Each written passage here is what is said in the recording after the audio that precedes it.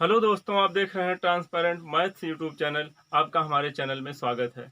आज की इस वीडियो में हम देखेंगे प्रश्नावली 7.2 अर्थात कक्षा 10 एनसीईआरटी गणित के प्रश्नावली 7.2 के प्रश्न संख्या 6 से लेकर 10 तक।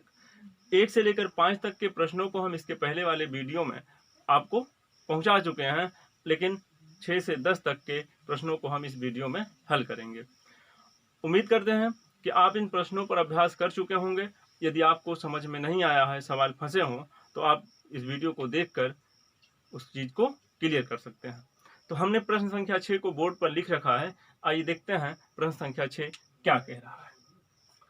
प्रश्न संख्या 6 कह रहा है, यदि बिंदु 1,2 4, y x, 6 और 3, 5 इसी क्रम में लेने पर एक समांतर चतुर्भुज के शीर्ष हों तो x और y ज्ञात कीजिए।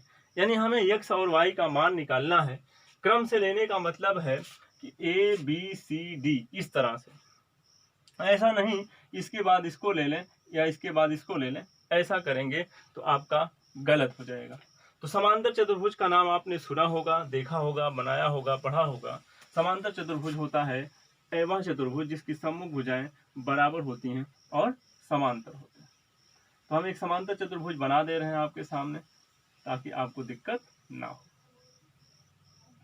तो हमने यहाँ पे समांतर चतुर्भुज बनाया। समांतर चतुर्भुज, इसको A मानते हैं, इसको B मानते हैं, इसको C और इसे D मान लेते हैं। तो निर्देशांक आप क्रम से रखेंगे। A के स्थान पर लिखेंगे 1, 2, B का निर्देशांक लिखेंगे 4, y और C का निर्देशांक लिखेंगे x, 6 और D का निर्देशांक लिखेंगे 3, 5। उम्मीद करते हैं कि आप इतना समझ पाए होंगे। समांतर चतुर्भुज की कुछ बेसिक प्रॉपर्टीज होते हैं जिसको जानना बहुत जरूरी होता है। तो हम समांतर चतुर्भुज के कुछ बेसिक जो प्रॉपर्टीज हैं जो उसको हम बता देते हैं। समांतर चतुर्भुज में क्या होता है, सम्मुख भुजाएं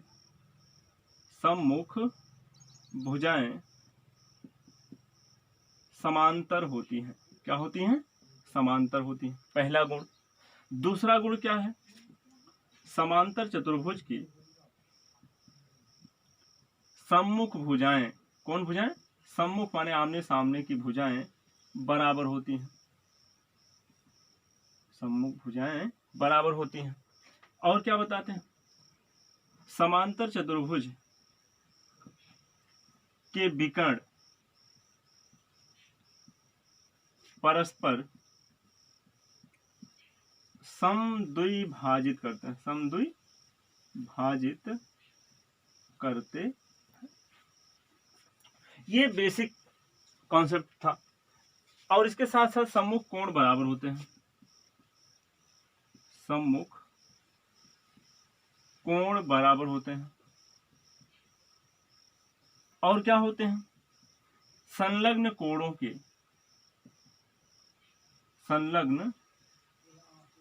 कोणों का योग 180 होता है।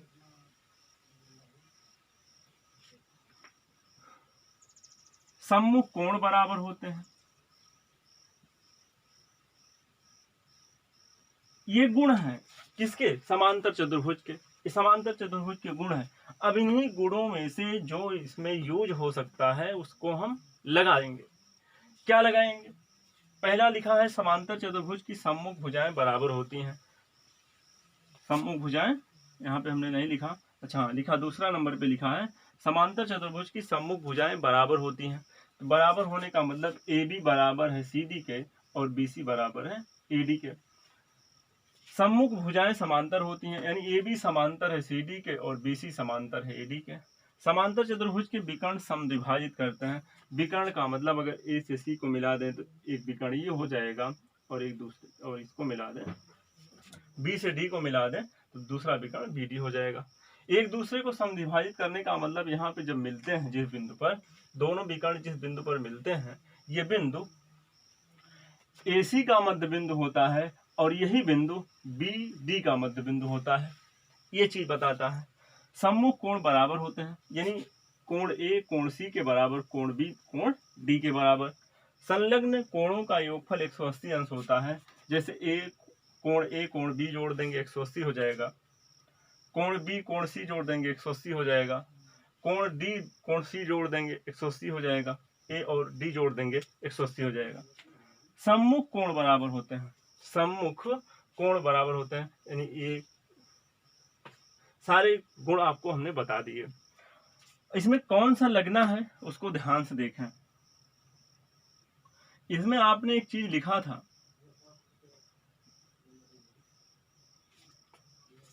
सम्मुख भुजाएं बराबर होती है, लिखा था इसके पहले,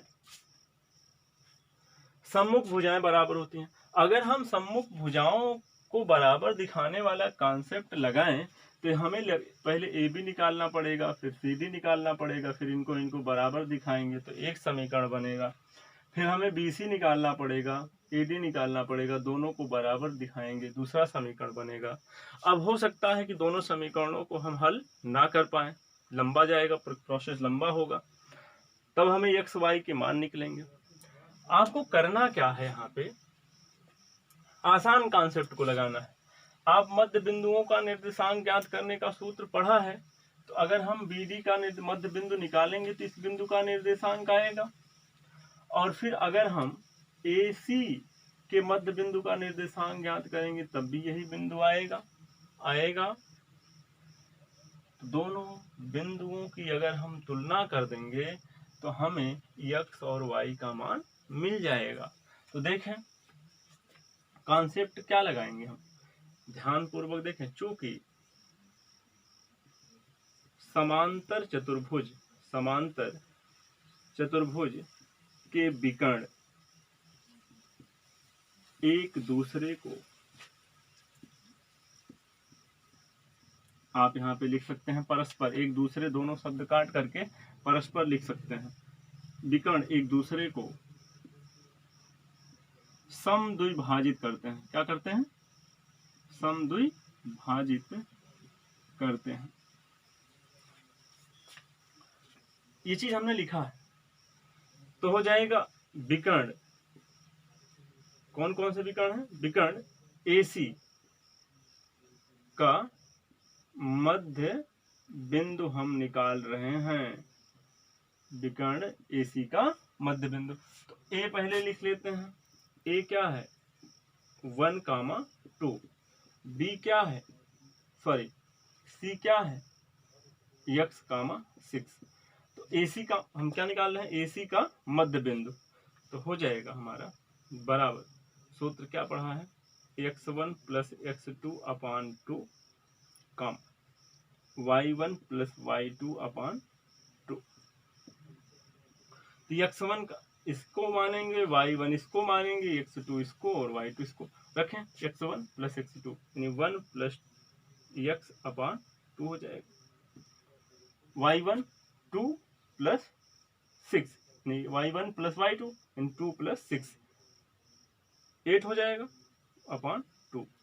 तो सरल कर लेंगे, इसको कर नहीं पाएंगे। 1 प्लस x बटा 2 और 8 बटा 2 4 हो जाएगा। हमने क्या निकाल दिया? विकर्ण AC का मध्य बिंदु निकाल लिया। अब क्या करेंगे? BD का मध्य बिंदु, किसका मध्य बिंदु? BD का मध्य बिंदु निकालें। तो आप निकालेंगे यहाँ पे विकर्ण BD का मध्य बिंदु। विकर्ण BD का मध्य बिंदु निकालने के लिए आप B लिखेंगे यहाँ पे 4, y और D लिखेंगे 3, 5। इसे x1 y1, इसे x2 y2 मान लेंगे। तो बराबर हो जाएगा, मध्य बिंदु निकाल रहे हैं आप, वही x1 प्लस x2 अपान 2, x1 प्लस x2 अपान 2, y1 प्लस y2 अपान 2।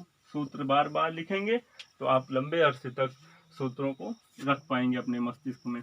x1 का मान है 4, x2 का मान है 3, तो 4 और 3 जोड़ देंगे 7 अपान 2 हो जाएगा। y1 का मान है y प्लस y2 का मान है 5 अपान 2। आप देखें, आपने इसी बिंदु, ये मध्य बिंदु है ना, मध्य बिंदु, इसका निर्देशांक आपने निकाला कितनी बार? 2 बार। जब AC का मध्य बिंदु निकाला तब भी यही बिंदु था, BD का मध्य बिंदु निकाला तब भी यही था। तो दोनों मध्य बिंदु वो के निर्देशांक यानी इसी बिंदु के निर्देशांक हैं। तो आप तुलना करेंगे, तुलना किसकी किसकी करेंगे? विकर्ण AC के मध्य बिंदु तथा विकर्ण BD के मध्य बिंदु की तुलना करने पर विकर्ण AC तथा विकर्ण BD के मध्य बिंदुओं की तुलना। तो क्या होगा? 1 + x/2, 4 बराबर होगा 7/2, y + 5/2। जब इनकी तुलना आपने लिखा है तुलना करने पर तो आपको मिलेगा 1 + x/2 बराबर 7/2।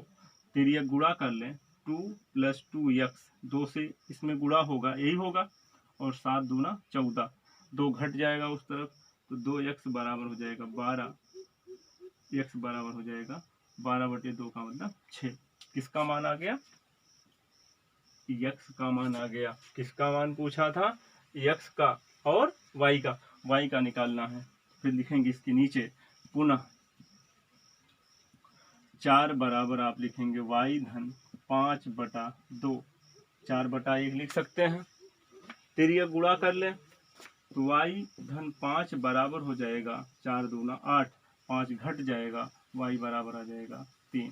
तो आपने x का मान निकाल लिया, आपने y का मान निकाल लिया। इस प्रकार प्रश्न संख्या 6 हल हो जाता है और आप समझ पाए होंगे प्रश्न संख्या 6 को। अब देखते हैं प्रश्न संख्या 7। बोर्ड पर आप प्रश्न संख्या 7 देख रहे हैं। बहुत प्यारा सा सवाल है। लिखा है बिंदु A के निर्देशांक ज्ञात कीजिए। आपको क्या करना है? सबसे पहले लिख दिया गया है।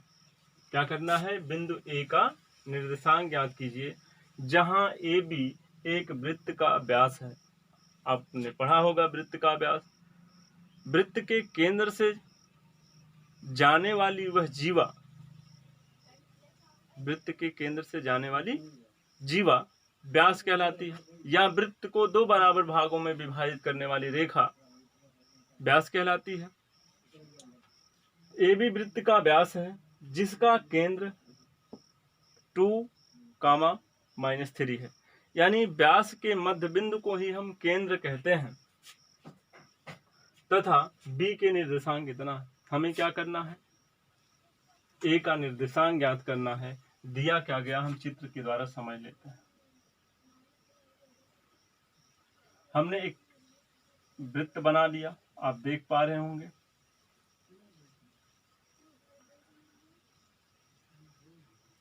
व्यास, यहाँ पे हमने एक व्यास बना लिया है। व्यास A है, B है और इसको मध्य बिंदु केंद्र O है।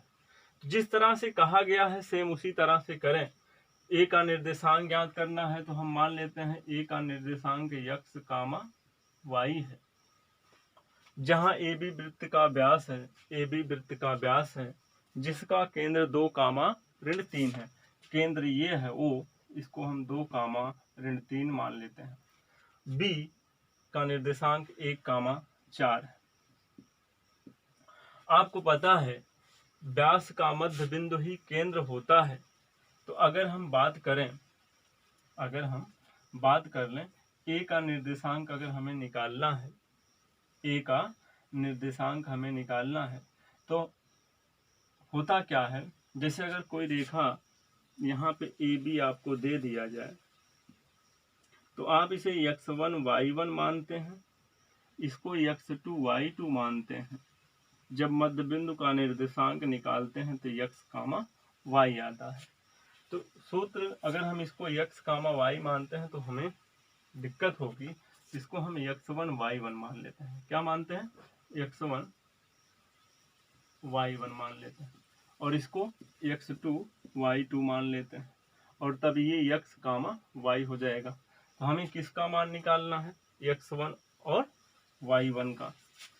x1 y1 को ब्रैकेट में लिख के ऐसे ही प्रदर्शित कर देंगे तो ए का निर्देशांक मालूम हो जाएगा। तो आप लिखेंगे यहाँ पे, चूंकि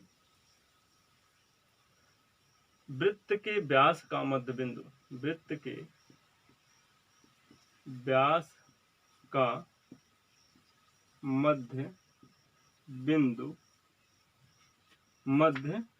कौन होता है? केंद्र होता है, केंद्र होता है। इसलिए हम क्या लिखेंगे, x, y बराबर, ध्यान पूर्वक देखें, सूत्र लिख रहे हैं, x1 प्लस x2 अपान 2 y1 प्लस y2 अपान 2। मान अगर रख दें हम यहाँ पे, x के स्थान पर आप लिखेंगे 2, y के स्थान पर -3 बराबर x1 के स्थान पर x1 ही रहेगा, x2 के स्थान पर 1 अपान 2, y1 के स्थान पर y1 ही रहेगा, y2 के स्थान पर 4 अपान 2। इतना तो आप कर ही ले जाएंगे। अब क्या करना है? तुलना करना है। क्या करना है? तुलना करने पर अगर हम तुलना कर दें तो हो जाएगा 2 के बराबर इतना और ऋण 3 के बराबर इतना। तो लिखेंगे यहाँ पे 2 बराबर x1 प्लस 1 अपान 2 बटा 1 लिख कर फिर ये गुणा कर दें तो हो जाएगा x1 plus 1 is equal to, 1 से x1 प्लस 1 में गुणा होगा तो x1 प्लस 1 ही रहेगा और 2 से 2 में गुणा करेंगे 4 हो जाएगा। तो x1 बराबर आ जाएगा 3, 1 जाके घट गया। अब हमें पुनः यही काम करना है, ऋण 3 के बराबर इतना लिखना होगा। तो ऋण 3 बराबर आप लिखेंगे y1 प्लस 4 अपान 2 बटा 1 लिख पाएंगे, फिर यह गुणा करेंगे तो y1 plus 4 is equal to -6 हो जाएगा। 2 से ऋण 3 में गुणा होगा तो ऋण 6 आ जाएगा। यहाँ ऋण धन 4 है, यहाँ पे धन 4 है, उस तरफ जाएगा ऋण 4 हो जाएगा। y1 बराबर ऋण 6 ऋण 4, y1 इज इक्वल टू आ जाएगा ऋण 10। तो आपने y1 का भी मान निकाल लिया। अब आप लिखेंगे अतः बिंदु A का निर्देशांक बराबर हो जाएगा, x1 का मान 3 है, y1 का मान -10। तो आपने बिंदु A का निर्देशांक ज्ञात किया। बहुत प्यारा सा, बहुत अच्छा सा सवाल था, आप समझ लिए होंगे। इसके बाद हम देखते हैं प्रश्न संख्या 8।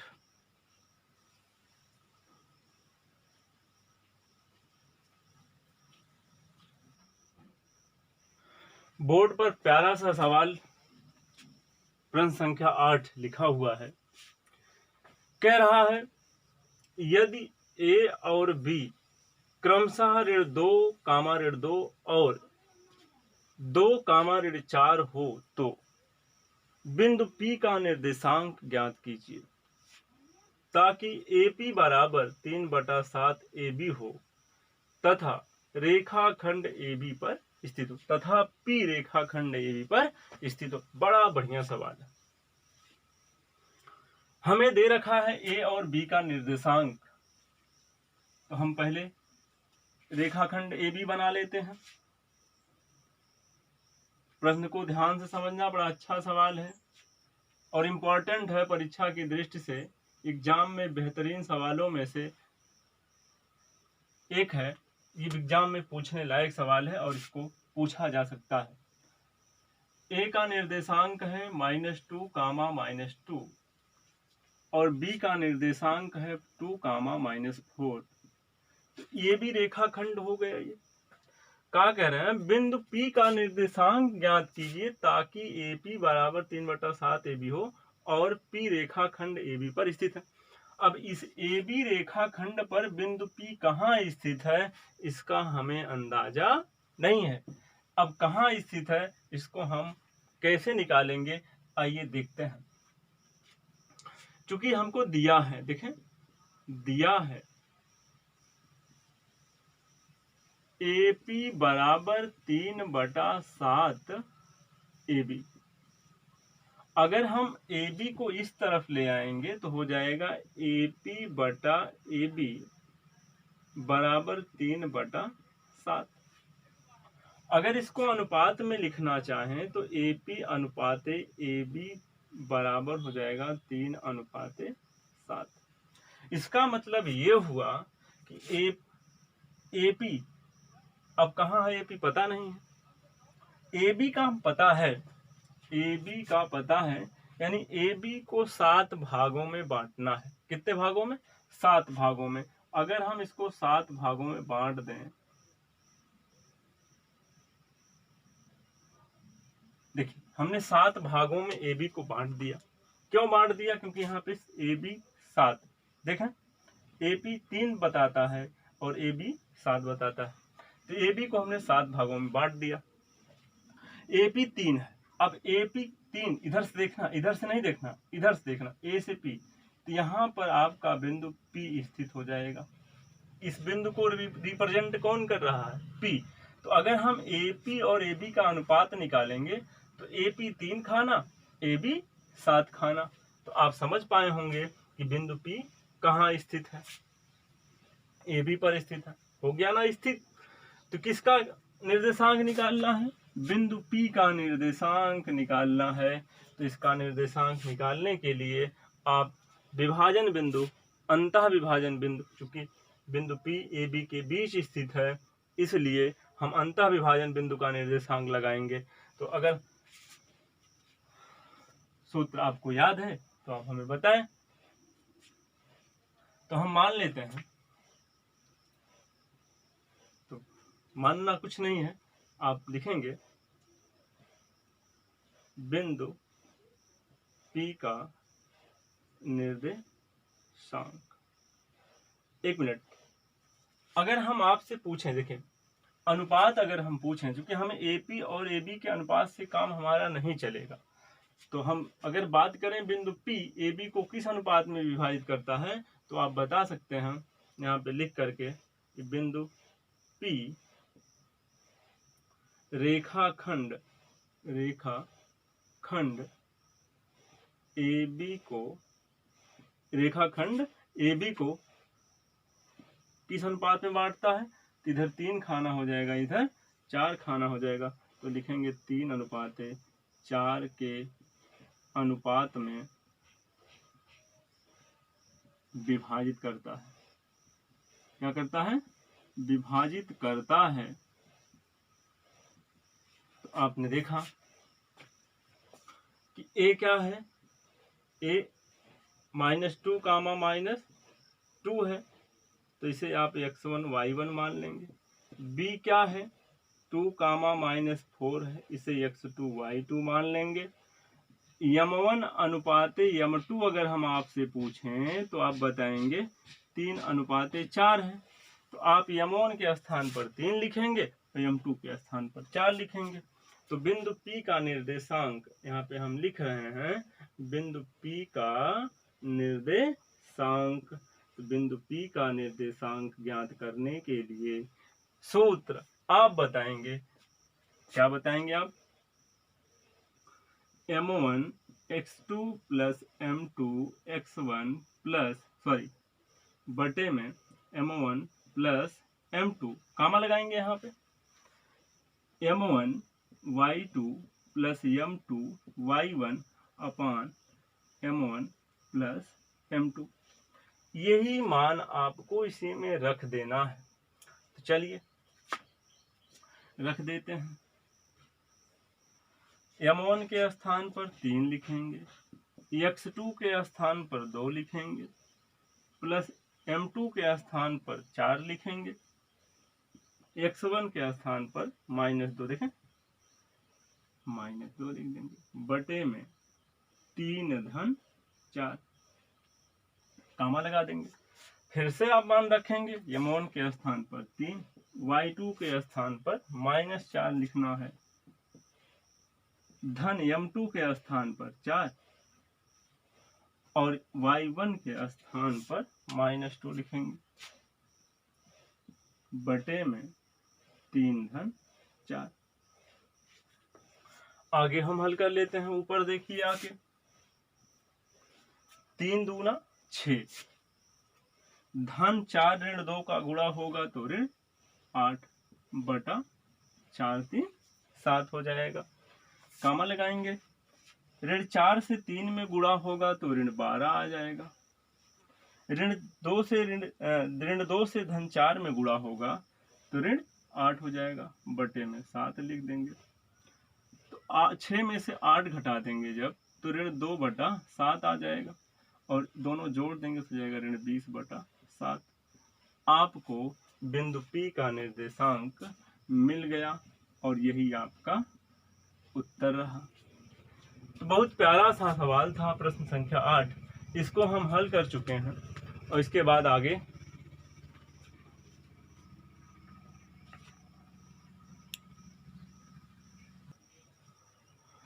बोर्ड पर हमने प्रश्न संख्या 9 को लिख दिया है।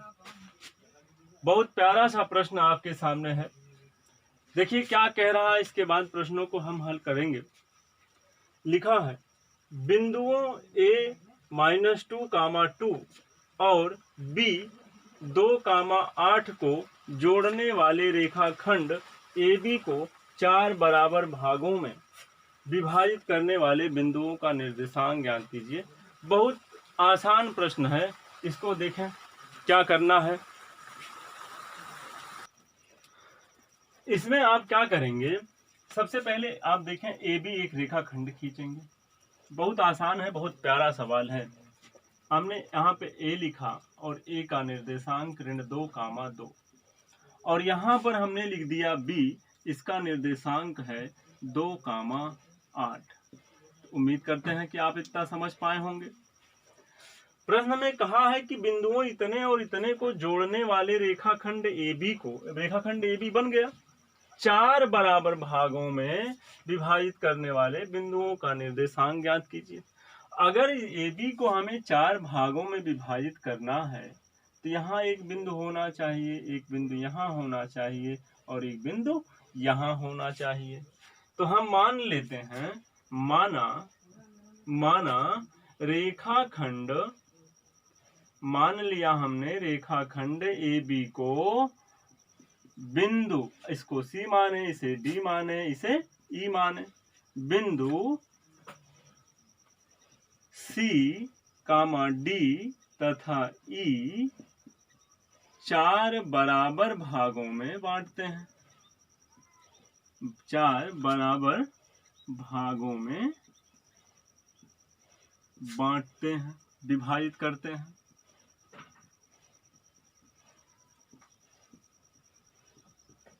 इतना तो आप कर ही लिए, समझ ही गए होंगे। तो अगर हम बात करें C की, किसके लिए, C के लिए बात करें तो बिंदु C क्या करेगा, इस रेखाखंड AB को एक अनुपात में बांट रहा है। इधर 1 खाना बचता है, इधर 3 खाना बचता है, तो हो जाएगा हमारा, क्या हो जाएगा, 1:3।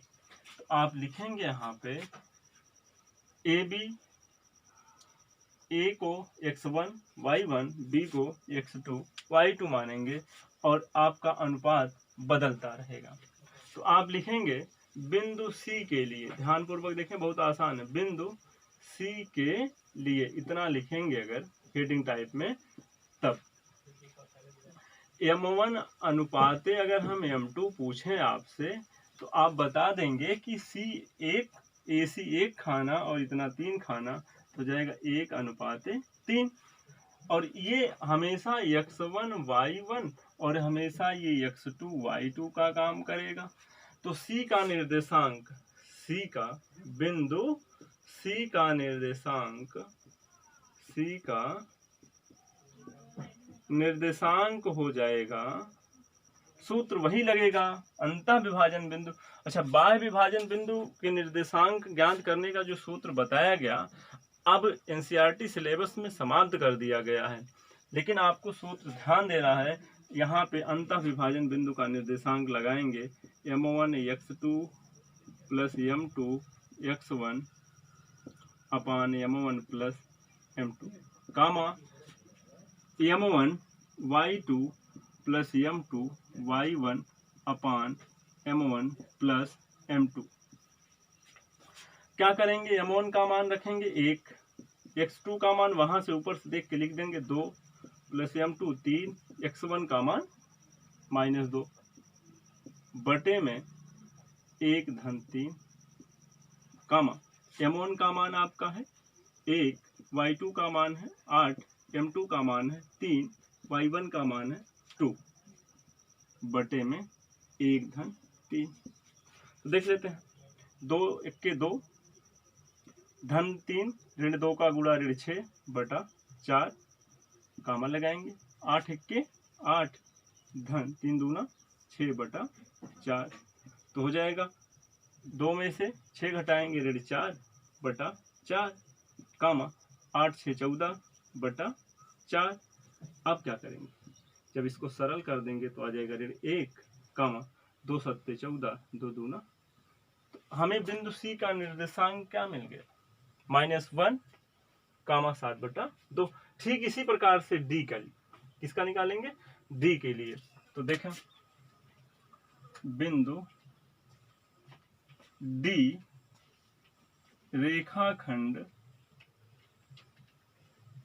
AB को किस अनुपात में बांटता है, किस अनुपात में बांट रहा है, डी।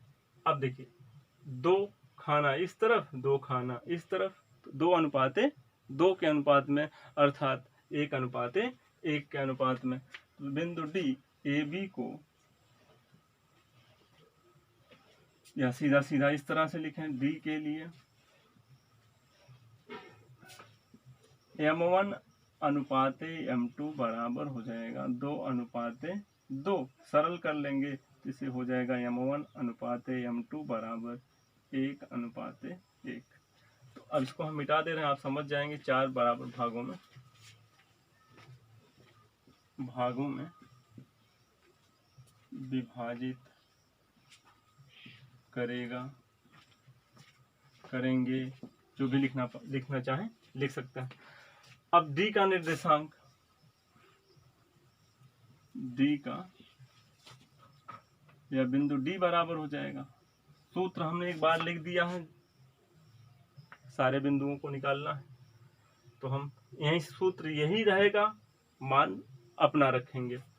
तो m1 1 है, x2 2 है, प्लस m2 1 है, x1 -2 है बटे m1 प्लस m2 कामा m1 y2 8 है प्लस m2 1 है, y1 2 है, मान रख रहे हैं, सरल कर लेंगे। 2 1 2 प्लस -1 प्लस 1 -2 का गुणा होगा तो -2 आएगा बटे 2, 8 1 8 2 1 2 बटा 2, 0 आ जाएगा यहाँ पे, और 8 2 10 बटा 2 करेंगे 5 आ जाएगा।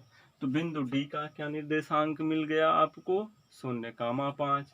बहुत इजी है, हम बताना नहीं चाहते परंतु बता रहे हैं ताकि आप पूरा समझ जाए।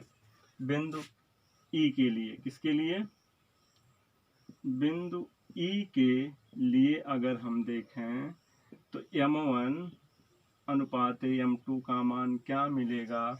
ई के लिए देखेंगे तो 3 खाना इस तरफ बचेगा, 1 खाना इस तरफ, तो अनुपात हो जाएगा 3:1। समझ रहे होंगे आप। तो क्या करेंगे, सूत्र हमारा एक बार लिखा गया, बार बार वही काम करेगा, मान इसको लेंगे, सूत्र वही रहेगा। तो बिंदु ई का निर्देशांक, बिंदु ई का निर्देशांक बराबर, देखिए तो मान रख रहे हैं, m1 3, x2 2 plus m2 1, x1 -2 बटे 3:1, कामा लगाएंगे, m1 3, y2 8 प्लस m2 1, यहाँ देख लेते हैं,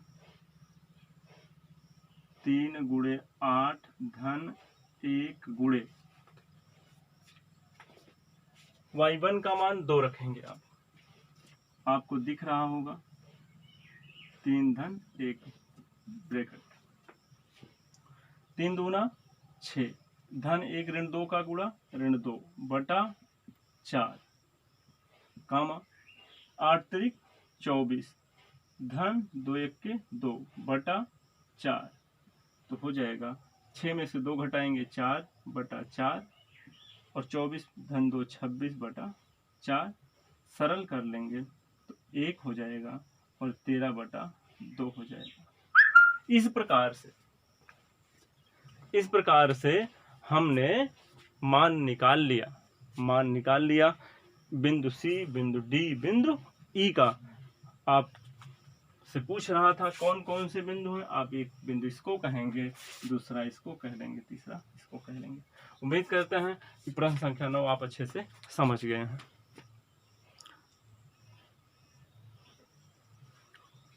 प्रश्नावली 7.2 के अंतिम प्रश्न अर्थात प्रश्न संख्या 10 को हम बोर्ड पर लिखे हैं। बहुत प्यारा सवाल है, बहुत अच्छा सवाल है। लिखा है एक समचतुर्भुज का क्षेत्रफल ज्ञात कीजिए जिसके शीर्ष इसी क्रम में और इतना इतना इतना और इतना है। समचतुर्भुज का हमें क्षेत्रफल निकालना है। समचतुर्भुज क्या होता है? समचतुर्भुज ऐसा चतुर्भुज होता है जिसके विकर्ण एक दूसरे को लंबवत समद्विभाजित करते हैं, लंबवत प्रतिच्छेदित करते हैं। अगर हम बात करें, देखिए इसकी, आपको देखिए विकर्ण छोटे बड़े हो सकते हैं। विकर्ण हमने छोटा बनाया या बड़ा बनाया, इस तरह से हमने प्लस जैसा निशान बनाया और इसको ऐसे ही मिला दें। ध्यानपूर्वक देखते रहेंगे हमारी बात, तब समझ पाएंगे आप। ये देखिए जो चतुर्भुज बना है इसको हम समचतुर्भुज कहते हैं। इतना ध्यान देना है, समचतुर्भुज में होता क्या है, विकर्ण एक दूसरे को समद्विभाजित करते हैं, लंब समद्विभाजित करते हैं और चारों भुजाएं आपस में बराबर होती हैं, यानी सभी भुजाएं बराबर होती हैं। दोनों विकर्ण एक दूसरे को लंब समद्विभाजित करते हैं। ये समचतुर्भुज के गुण हैं। तो कह रहा है इसका क्षेत्रफल ज्ञात कीजिए। क्या ज्ञात कीजिए? क्षेत्रफल, जिसके शीर्ष इसी क्रम में है। क्रम का मतलब अगर हम इसको मान लें 3,0, देखिए इसको ए मानते हैं, इसको बी मानते हैं, इसको सी और इसे डी मान लें, इस तरह से। तो ए का निर्देशांक हमको दिया गया है 3,0 और बी का निर्देशांक दिया है 4,5 और सी का निर्देशांक है -1,4 और डी का निर्देशांक है -2,-1। तो हमें इस तरह से दिया गया। इसके क्षेत्रफल निकालने की तरकीब सोचनी है हमें। क्षेत्रफल हमसे निकालने के लिए कह रहा है। तो आपने समचतुर्भुज के क्षेत्रफल निकालने का एक सूत्र पढ़ा होगा। नहीं पढ़ा है तो आपके इस प्रश्न में, आपके बुक में संकेत में दे दिया है। हम आपको बता दें लिखा क्या है संकेत में। यहाँ पे संकेत लिख दे रहे हैं हम। संकेत में लिखा है समचतुर्भुज का क्षेत्रफल बराबर 1/2 गुणे दोनों विकर्णों का गुणनफल। इस तरह से। लेकिन जब एग्जाम में पूछेगा ये प्रश्न तो ये संकेत यहां से हटा देगा।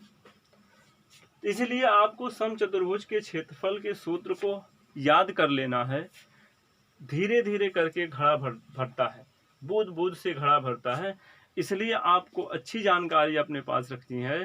तो जैसे आपको समचतुर्भुज के क्षेत्रफल का सूत्र यहाँ मिल गया, तो एक बूंद की तरह अपने मस्तिष्क में, अपने ज्ञान वाले घड़े में एक बूंद डाल लीजिए। समचतुर्भुज के क्षेत्रफल का सूत्र होता है 1/2 गुणे विकर्णों का गुणनफल। फिर से हमारे साथ पढ़ेंगे 1/2 गुणे विकर्णों का गुणनफल। तो जाहिर सी बात है, अगर हमें सूत्र मालूम है कि दोनों विकर्णों का गुणनफल, तो दोनों विकर्ण कौन कौन से हैं? एक विकर्ण AC होगा, दूसरा विकर्ण BD होगा। तो दोनों विकर्णों को अगर हम निकाल लें और इसी सूत्र पे रख दें तो हमारा उत्तर खुद पे खुद बाहर चला आएगा। तो चलें देखें। तो विकर्ण की हम बात करें, विकर्ण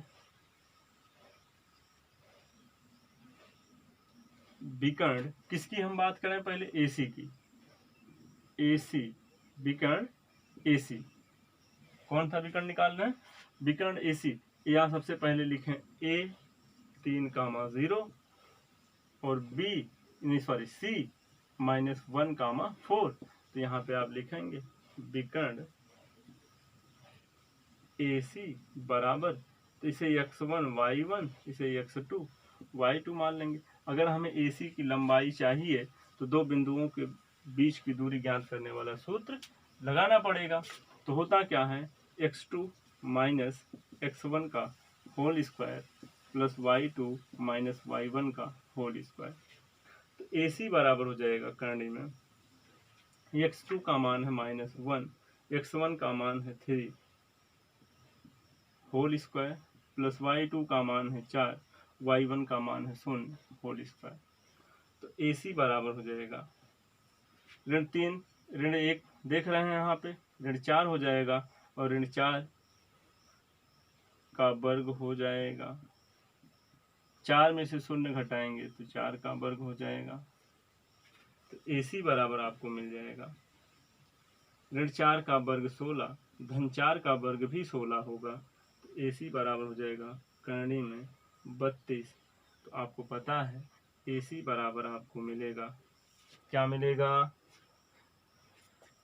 4 करणी में 2। कुछ नहीं मात्रक दिया गया है, इसलिए आपका मात्रक यूनिट में दिखा जाएगा। हिंदी में आप इकाई लिख दें या हिंदी में आप मात्रक लिख दें, अंग्रेजी में यूनिट लिख दें, काम चल जाएगा। आपने विकर्ण AC को निकाल लिया है, 4 करणी में 2 मिला है। अब हम विकर्ण BD की बात करेंगे।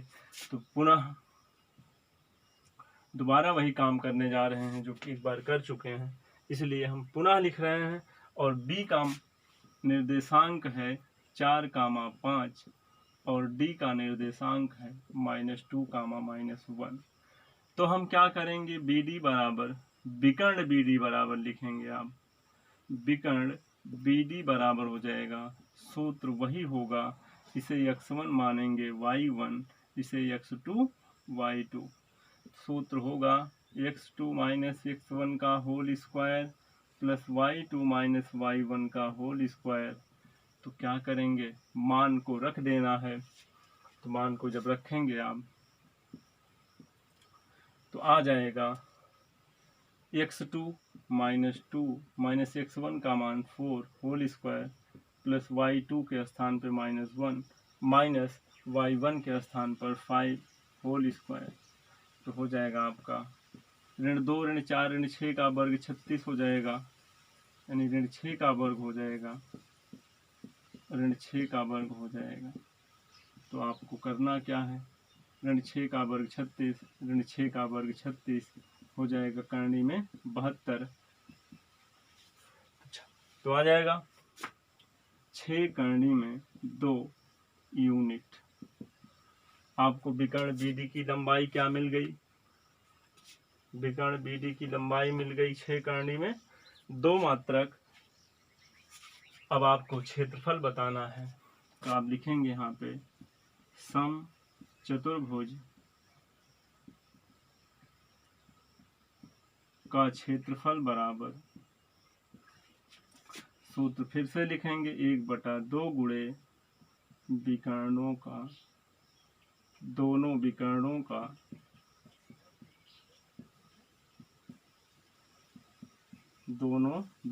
का गुणनफल।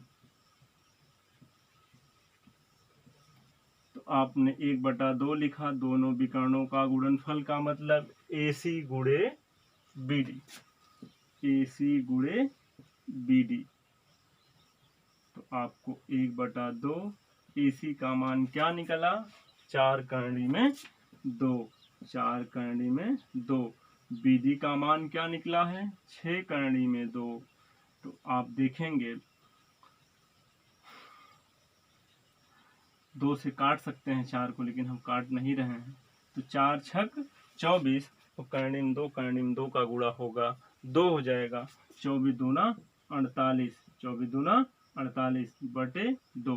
तो आप भाग कर देंगे तो आ जाएगा 24 यूनिट स्क्वायर, या वर्ग मात्रक लिखें तो आपको प्रश्न संख्या 10 का उत्तर मिल गया, 24 वर्ग मात्रक या 24 यूनिट स्क्वायर। इस प्रकार से हम प्रश्न संख्या 10 को हल कर लिए हैं। आप देख रहे हैं, अच्छे से समझ गए होंगे। उम्मीद करते हैं कि आप मेहनत करेंगे, अपने आप प्रैक्टिस भी करेंगे।